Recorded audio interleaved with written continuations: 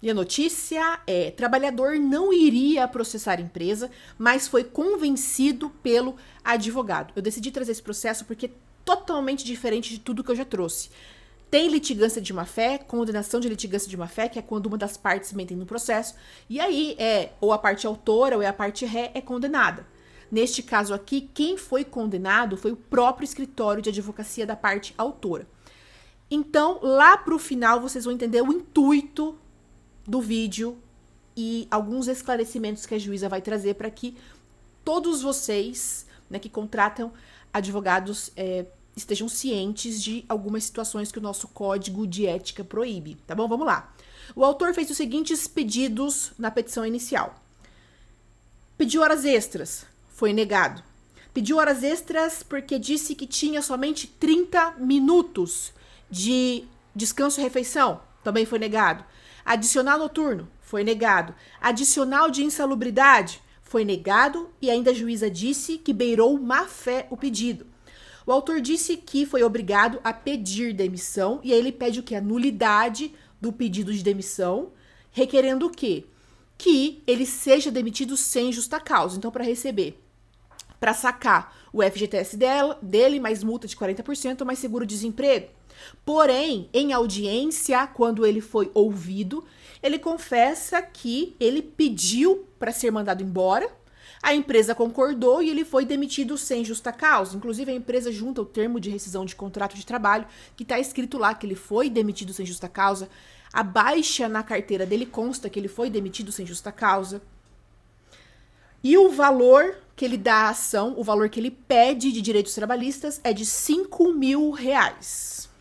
Agora vem a litigância de má-fé pelo advogado, e a juíza agora vai discorrer tudo o que foi que ela percebeu neste processo e em outros processos que ela atuou, onde esse escritório de advocacia também entrou com ação e ela está julgando esses processos.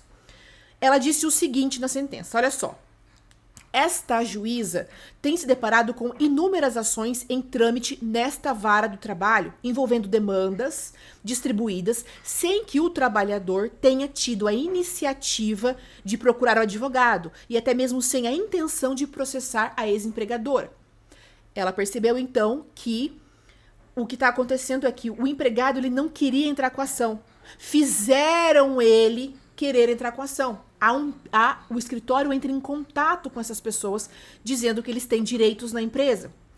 Pelos depoimentos obtidos em audiência, neste processo aqui, na audiência, a juíza observou que funciona assim. O trabalhador recebe uma mensagem perguntando se trabalhou para a empresa X, dizendo que outros colegas de serviço dele ingressaram com uma ação trabalhista e a empresa está pagando uma determinada quantia por mês de forma retroativa.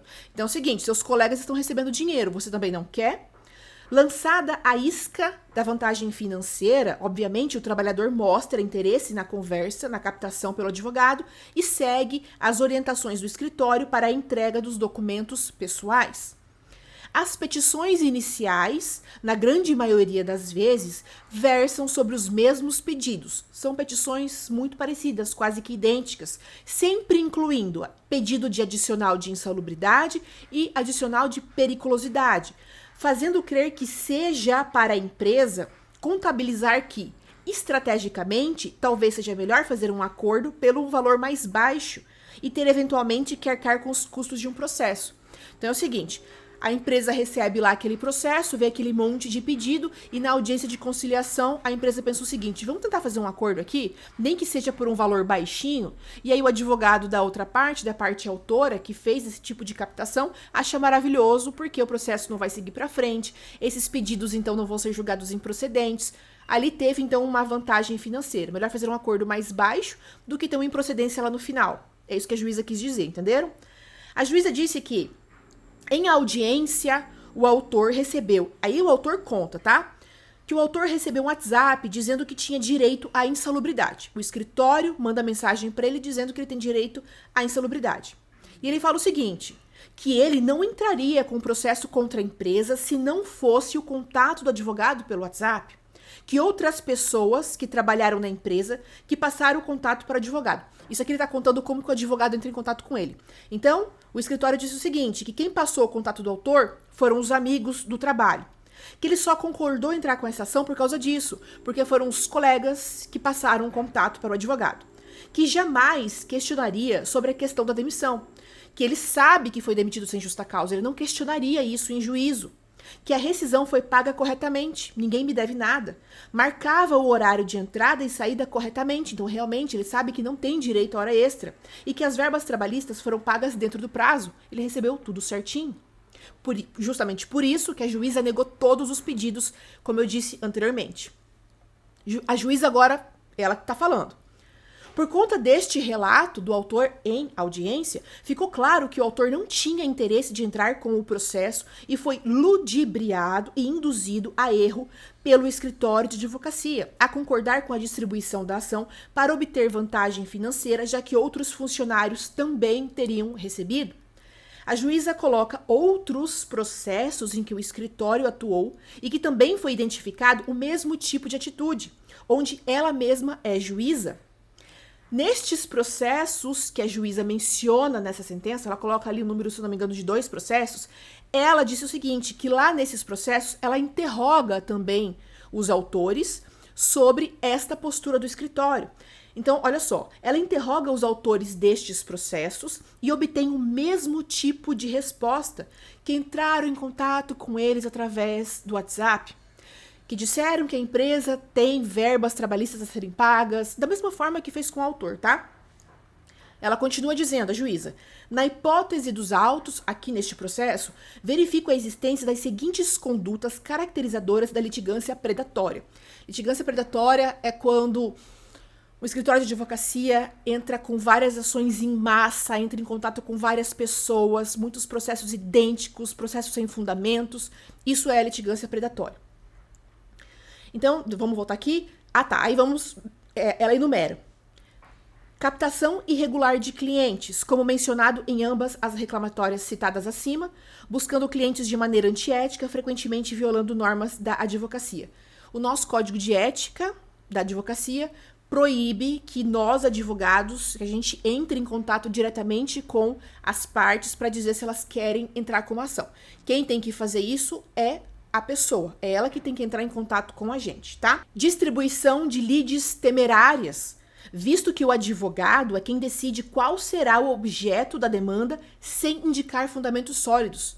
Então ele escolhe um leque de possibilidades que ele pode entrar com essa ação, né, que o advogado entra com essa ação, não fundamenta nenhum pedido, não mostra nenhum tipo de prova, só com a intenção de prejudicar a outra parte e fazer com que ela faça um acordo, como a juíza disse anteriormente. A alteração da verdade, uma vez que se extrai do interrogatório do reclamante, né, do autor, que nunca teve problema com hora extra, nem com a função dele. Ausência de conhecimento ou interesse dos autores. Iniciar ações em nome de reclamante que não tem conhecimento ou interesse real na causa.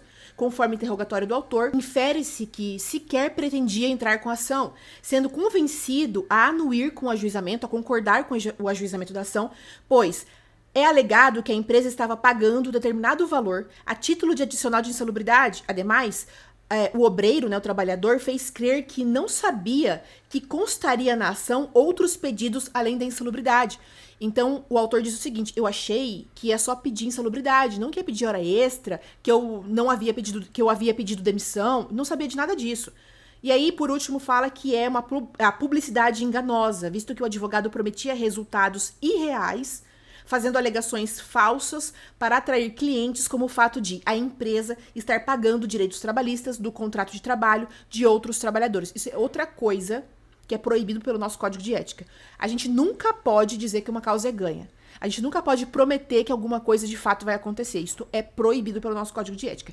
E aí, então, condenou o escritório de advocacia, é diretamente o escritório, não é a parte autora, a uma multa de 10% do valor atualizado da causa. Então, 10% daquele valor de 105 mil atualizado, tá? Eu, como advogada, vejo os dois lados dessa questão aqui, vejo muito essa questão da litigância predatória, realmente esse tipo de advogados aqui que...